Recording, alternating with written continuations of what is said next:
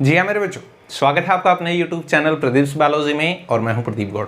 पता है आपका बोर्ड का एग्ज़ाम नज़दीक आ चुका है 2023 का बायोलॉजी का। बाकी सारे आपके एग्ज़ाम हो चुके हैं, कुछ अच्छे हुए होंगे, कुछ बहुत बुरे हुए होंगे, कुछ थोड़ा बहुत बुरे हुए होंगे। ठीक है, अब पेपर हो गया, जैसा भी था ठीक था, ठीक है, उसको छोड़ो अभी, क्योंकि आप उसमें कुछ चेंजेस नहीं कर सकते।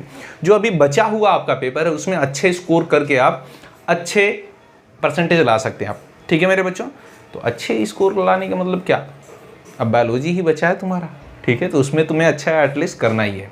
ठीक है, most important chapters, most important question, most important diagram, हर एक वीडियो मैंने आपको प्रोवाइड की है। साथ ही साथ चैप्टर 1 और 2 का 1 शॉर्ट वीडियो भी अपलोड कर दिया है, जाकर देखिए। इन सारी चीज़ों को लिस्ट बना दी है, प्ले लिस्ट। ठीक है, चैप्टर 4 मैंने पूरा डिटेल में पढ़ा दिया है। चैप्टर 9 ठीक है, कंट्रोल एंड कोऑर्डिनेशन 11 मार्क्स का है, वहाँ पर जाइए देखिए, पूरा मैंने दिया है। साथ ही साथ ह्यूमन इवोल्यूशन से क्वेश्चन आते हैं तो उसका मैंने ट्रिक दे दिया आपको। ठीक है, पॉलिनेशन से क्वेश्चन आते हैं, वहाँ का ट्रिक दिया मैंने। पिट्यूटरी ग्लैंड के जितने भी हार्मोन हैं सब कुछ मैंने एक साथ ही एक ही पेज पर कंप्लीट कर दिया है। एक बार जाकर देखिए। ठीक है, बस थोड़ा सा फास्ट में, ठीक है, 2x पर या 1.5x पर आप क्या करिए, उसको रिवाइज कर लीजिए। ठीक है, बहुत जल्दी ही आपको रिवाइज हो जाएगा, एक ही पेज में है। आप तो स्क्रीनशॉट भी लेकर रख सकते हैं रिवीजन के लिए। ठीक है, एक ही पेज पर सारी चीज़ें मिल जाएंगी तुम्हें। चलो मेरे बच्चों, समझते हैं जरा कि वो क्या चीज़ें हैं। आज हम देखेंगे कि जिसे आपको बायोलॉजी के पेपर में अवॉइड करना है। ठीक है, बहुत ही ज़रूरी है। पहला कि बहुत सारे बच्चे पेपर लिखते, जब उन्हें क्वेश्चन पेपर मिलता है तो पहला क्वेश्चन पढ़ा और उसे लिखना स्टार्ट कर दिया। तो बड़ी सिंपल सी बात है कि आप ऐसा बिल्कुल नहीं करें। आपको बहुत बार टीचर ने बोला भी होगा, मैं आपको बताऊँ, स्पेशली बायोलॉजी केस में तो ऐसा बिल्कुल मत करिए। एटलीस्ट 10 मिनट तक आप बस पेपर को दीजिए कि पेपर को अच्छे से रीड करिए, हर एक लाइन को रीड करिए। ठीक है, जिससे कि आप स्ट्रेटजी बना सकें कि किस क्वेश्चन को पहले अटेम्प्ट करना है, किस क्वेश्चन को बाद में अटेम्प्ट करना है। हो सकता है आपने क्वेश्चन पढ़ कर गए हो, उसका आंसर हो सकता है उसे भूलने वाले हो। ऐसा भी होता है ना कि जो आप क्वेश्चन पढ़ते हैं कभी कभी लगता है कि अरे अरे ये तो आ रहा है लेकिन मैं इसे भूल सकता हूँ, तो उसे पहले लिख लो।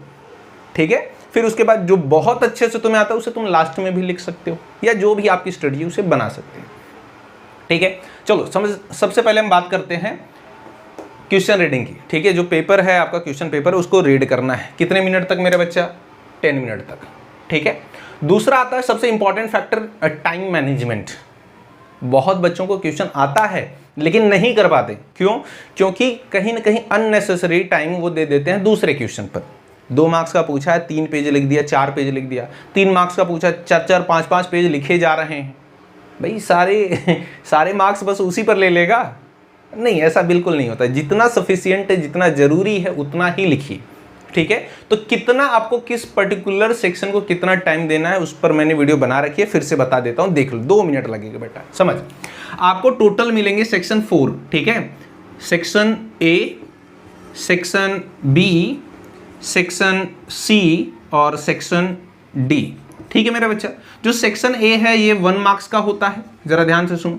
सेक्शन बी जो होता है वो 2 मार्क्स के क्वेश्चन इसमें होते हैं। सेक्शन जो सी है इसमें 3 मार्क्स के क्वेश्चन होते हैं। सेक्शन डी जो होता है इसमें 4 मार्क्स के क्वेश्चन होते हैं। ठीक है, समझ लो पूरा पेपर पैटर्न। अब जो 1 होता है ना सेक्शन ए में, इसमें 2 टाइप के क्वेश्चन होते हैं। एक एमसीक्यूज होगा बेटा, दूसरा होगा 1 वर्ड एक्सप्लेनेशन। ठीक है, ठीक है, 1 वर्ड एक्सप्लेनेशन। ठीक है, अब समझ, जो एमसीक्यूज पूछे जाएंगे 10, ठीक है, और जो तुझसे 1 वर्ड एक्सप्लेनेशन का पूछा जाएगा 8 क्वेश्चन। तो अब समझ जरा ध्यान से। तो ये जो एमसीक्यूज हैं इसे बस 10 मिनट देने हैं, 10 मिनट बहुत है इसके लिए। ठीक है, और जो 1 वर्ड एक्सप्लेनेशन है, अगर हर एक क्वेश्चन को तुम 2 मिनट देते हो तो कितना मिनट लगते हैं बेटा? 16 मिनट लगते हैं। ऑन एन एवरेज मैं समझता हूँ इन दोनों को मिला के आप 30 मिनट देते हैं। ठीक है, तो सेक्शन ए के लिए कितना दिया? 30 मिनट आपने दिया। ठीक है मेरा बच्चा, अब समझिए, ये जो सेक्शन बी है इसमें आपको टोटल करने होते हैं आपको 8 क्वेश्चन। ठीक है, कितने क्वेश्चन करने होते हैं? 8 क्वेश्चन करने होते हैं, और हर एक क्वेश्चन को आप दीजिए 2 मिनट। ठीक है, चलो 3 मिनट दे देते हैं। ठीक है, तो कितना हो गया? 24 मिनट। ऑन एन एवरेज मैं बोलूँ बच्चा, चलो 30 मिनट इसमें भी दे दो। 30 मिनट में क्या करो? सेक्शन बी भी सॉल्व कर लो। ठीक है, सेक्शन सी में बच्चों आपको फिर से करने होते हैं 8 क्वेश्चन। ठीक है, तो अब क्या करो, सेक्शन सी के है ना, अब सेक्शन सी में तुम्हें क्या करना है? डायग्राम भी बनाना होता है। इस चीज़ को याद रखो, सेक्शन सी और सेक्शन डी में यहाँ पर मैंने लिखा है, ठीक है, डायग्राम। तो डायग्राम जो होते हैं वो मेनली सेक्शन सी और सेक्शन डी में अगर नहीं भी पूछा है ना, तुम्हें आता है तो बनाओ, उस पर भी 1 मार्क्स मिल जाते हैं।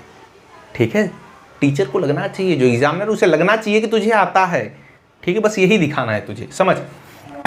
तो अब इसके लिए हर एक क्वेश्चन के लिए तुम दो 8 मिनट। ठीक है, तो 8 क्वेश्चन सॉल्व करने हैं तो ऑन एन एवरेज, ठीक है, 64 मिनट हो जाते हैं, लेकिन ऑन एन एवरेज मैं बोलता हूँ 1 आवर्स प्लस 10 मिनट। ठीक है, इतने आप दे दो। ठीक है, सेक्शन सी के लिए। प्लस सेक्शन डी में आपको क्वेश्चन सॉल्व करने होते हैं मेरे बच्चों, आपको 3। ठीक है, हर एक क्वेश्चन के लिए 10 मिनट दो, इससे ज़्यादा देने की जरूरत नहीं। तो 30 मिनट आप अगर देते हैं सेक्शन डी को, ठीक है, तो ऑन एन एवरेज अगर आप काउंट करिए, 10 मिनट आपने पेपर रीडिंग में दे दिया मेरा बच्चा। ठीक है, 30 मिनट यहाँ पे, 30 मिनट यहाँ पे, तो कितना हो गया? 1 hour plus 1 hour 10 minute, 2 hour 10 minute हो गया। फिर 2 आवर 40 मिनट और 10 मिनट इधर, 2 आवर 50 मिनट। देखो 2 आवर्स 50 मिनट हो गए, अभी भी कितना बचा हुआ है? 10 मिनट बचा हुआ है। तो फिर क्या करो, 10 मिनट को देख लो एक बार, कहीं कोई क्वेश्चन छूट तो नहीं गया, कहीं अटेम्प्ट करते वक्त तुझे उस वक्त नहीं आ रहा था, बाद में याद आया, उसे देख लो, कहीं पर कुछ ज़्यादा लिखना, कोई पॉइंट छूट गया, उसे भी देख लो। 10 मिनट आप एक्स्ट्रा आपको मिलते हैं, आप यूज़ कर सकते हैं। या फिर मेरे बच्चों अटेम्प्ट करते हुए क्वेश्चन, ये जो मैंने स्ट्रेटजी बताई, हालांकि हर एक क्वेश्चन के लिए मैंने उससे ज़्यादा टाइम रखा है तुम्हारे लिए। ठीक है, तुम्हारे पास वॉच होनी ही चाहिए, तुम्हारी नज़र जो है वो जो घड़ी रहती है ना क्लास में, उस पर हमेशा रहनी चाहिए कि इतने टाइम में मेरा इतना हो जाना चाहिए।